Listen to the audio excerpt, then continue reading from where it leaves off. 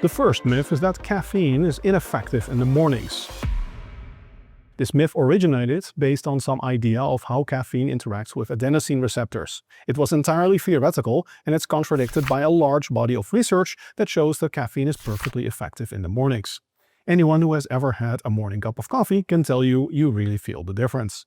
Case in point, a recent study found that caffeine, unlike in previous research, when taken in the mornings, enhances muscle growth. In exercise science studies, caffeine actually seems to be extra effective in the mornings because it elevates core body temperature. In the afternoon, your core body temperature is already elevated and it's no longer necessary to consume caffeine. In the morning, however, caffeine essentially speeds up this process and offsets the negative circadian rhythm effects of training at a time earlier than your body is used to. Most sports records are set in the afternoons and early evenings because our body is optimized for performance at that time, unless you are habituated to training in the mornings. Caffeine basically fast-tracks this habit and therefore is more effective for performance, at least physical performance, in the mornings.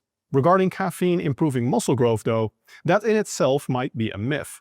In contrast to this small Iranian 6-week study, multiple other studies, 7 in total based on my review in my PT course, have found that caffeine does not improve strength development or body composition outcomes because the effect is too small to affect performance that much and to habituate to the effect. So tolerance basically blunts long-term positive effects of caffeine. Moreover, most of the benefit of caffeine is mental. Caffeine makes you feel a lot better and can help you push yourself in the gym, but when effort is already very high, caffeine does not physically do much for muscle growth. So if you don't like training on caffeine and you are highly motivated, caffeine most likely will not do much for your gains directly. But to the extent that caffeine might increase muscle growth, it is most likely to do so in the mornings. Myth number 2 is that women cannot build nearly as much muscle or strength as men. This myth originated from the idea that women have about 15 times less testosterone and therefore probably also have about 15 times lower potential for muscle growth and strength development. However, research, including a recent meta-analysis of 27 studies, actually decisively finds that women and men have the same relative potential for strength development and muscle growth. This means that men and women that start with the same body composition actually would have the same potential for total muscle growth and strength development. However, men obviously normally have more baseline muscle mass, meaning they start with a higher level of muscle mass to begin with, and relative to that level, they gain the same amount as women, but the absolute amount is larger in men. So it is true that in absolute terms, women do not gain as much muscle as men, but relative to a man of the same body composition at baseline before they start training, their potential is actually the same. Women's muscular potential is thus far higher than you would expect based on the 15 times lower testosterone level compared to men. The reason for this is that testosterone is highly individual. It's not just the total amount that matters, it is also how your body uses that amount. So you cannot make a clean hormonal comparison between men and women. Moreover, most research finds that testosterone mainly directly helps you build muscle, which explains why men have higher testosterone levels and they have higher levels of muscle mass.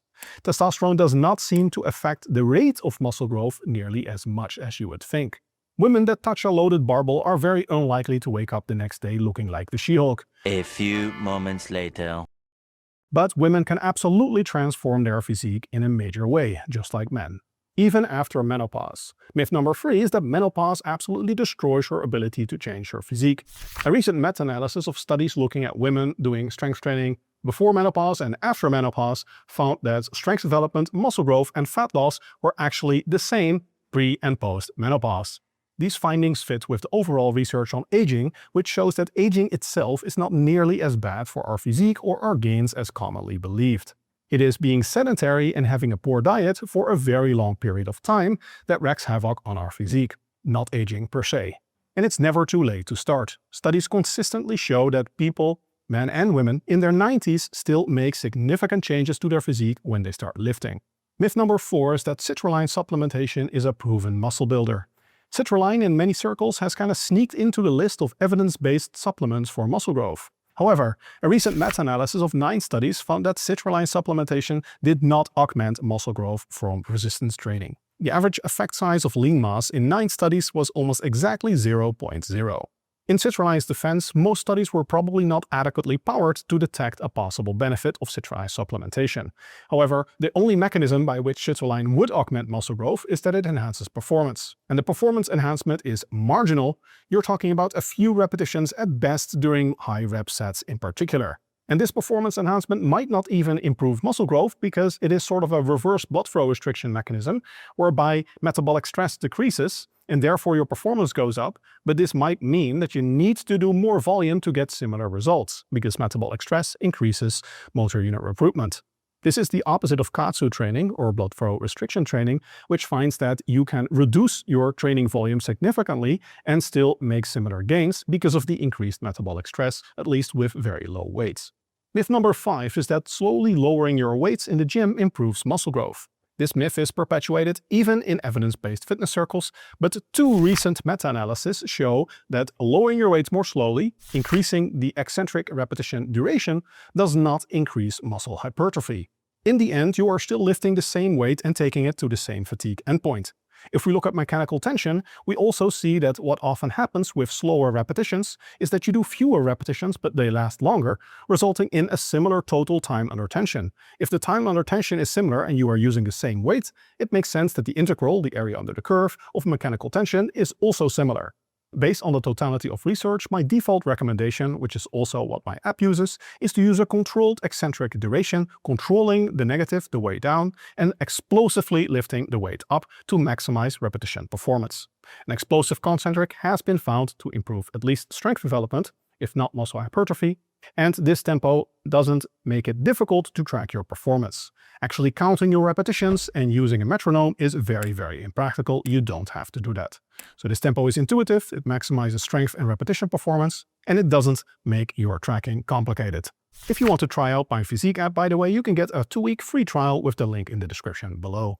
Boom, that's 5 popular fitness myths busted. I know on social media, it seems like there's so much contradictory information and it's hard to know what to trust anymore.